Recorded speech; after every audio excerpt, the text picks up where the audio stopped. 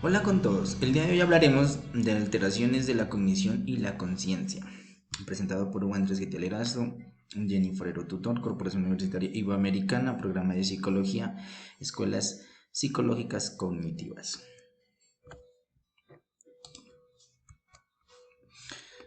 Iniciaremos hablando sobre el inconsciente cognitivo.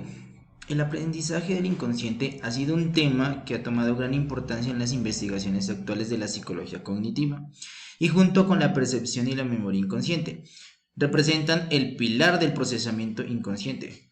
Froude en 1997 hace su aporte, que en la actualidad es el proceso psicológico de la naturaleza inconsciente, que cuentan con metodologías de estudio más diversas que han permitido no solo evidenciar la existencia del fenómeno, sino que han aportado una ardua descripción de las características del mismo. Se puede hablar que por tanto de percepción, memoria y aprendizaje inconscientes referidos a los productos mentales de aspectos procesos cognitivos que afectan a nuestro comportamiento cuando ignoramos su existencia. ¿Qué es la negligencia atencional? La negligencia atencional, también conocida como negligencia hemisférica, es un trastorno neuropsicológico caracterizado por la falta de atención o el déficit en el procesamiento de la información en un lado del cuerpo o del espacio.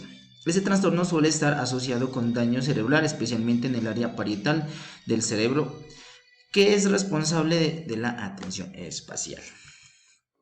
Tipos de negligencia atencional. Extinción sensorial a estímulos simultáneos. Constituye frecuentemente una modalidad mínima evolutiva de la atención. Está siempre multimodal, visual, táctil o auditiva. Siempre debe descartarse el defecto sensorial primario, dado que un mínimo defecto puede originar una extinción, pero siempre limitando a esa modalidad sensorial. Por otro lado tenemos la eminiligencia espacial. Esta se habla de una eminiligencia espacial cuando hay una dificultad para atender un estímulo en el espacio extracorporal y toca además el conjunto de actividades del paciente como el vestirse, la lectura, la escritura, etc. La eminiligencia espacial puede centrarse en tres marcos de referencia: el observador, que usamos nuestros ojos, cabeza o cuerpo, y el medio externo o el objeto. Eminiligencia personal.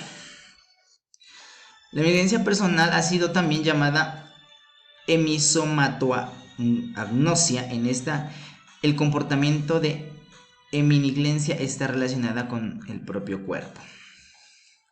La negligencia intencional o negligencia motora.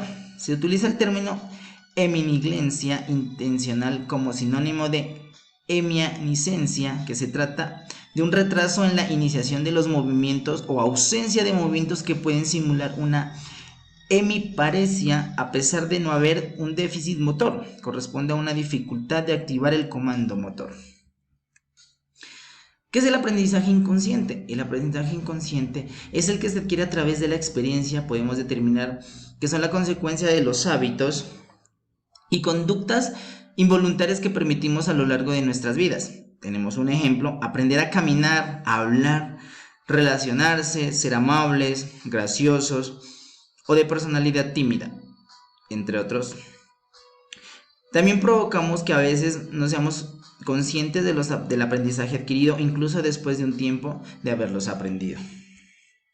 Evidencias a favor del aprendizaje inconsciente. La evidencia a favor del aprendizaje inconsciente se ha acumulado a lo largo de diversas disciplinas, desde la psicología hasta la neurociencia.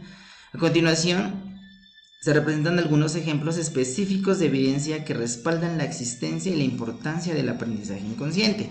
Entre esos tenemos pruebas de memoria implícita, el condicionamiento clásico, que es muy importante, el aprendizaje por observación, ¿sí?, que es también importante, que nosotros aprendemos observando, habilidades motoras y procedimentales, el aprendizaje asociativo, influencia del subconsciente en la toma de decisiones, estudios de la psicología cognitiva. ¿Qué es la memoria inconsciente?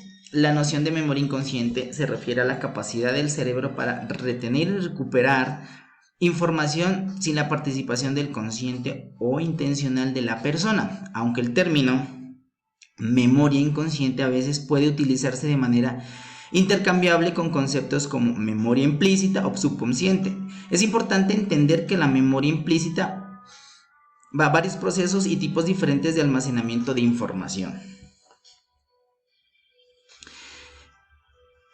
¿Qué evidencias hay a su favor dentro de la memoria inconsciente?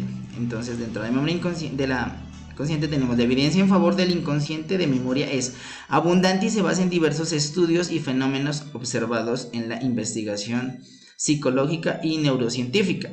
Aquí tenemos algunos ejemplos claves: prueba de priming, memoria implícita, amnesia global transitoria, estudios de pacientes con lesiones cerebrales, condicionamiento operante, que también es importante dentro de estudios de neuroimagen y aprendizaje por observación, que también es algo importante.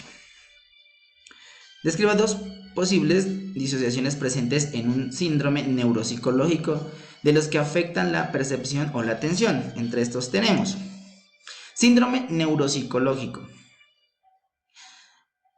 La neuropsicología es una disciplina que converge entre la neurología y la psicología y estudia la reacción entre las estructuras cerebrales, las funciones cognitivas y los procesos emocionales de la conducta. Abarca todas aquellas patologías que afectan al cerebro, las alteraciones, disfunciones del neurodesarrollo, enfermedades neurodegenerativas. Entre esos también tenemos los traumatismos cráneoencefálicos, el ictus, tumores cerebrales, agnosias, entre otros, que afectan el proceso del desarrollo cognitivo y que va afectando su aprendizaje y va dañando su parte neuronal. Disociación entre la atención sostenida y la atención selectiva.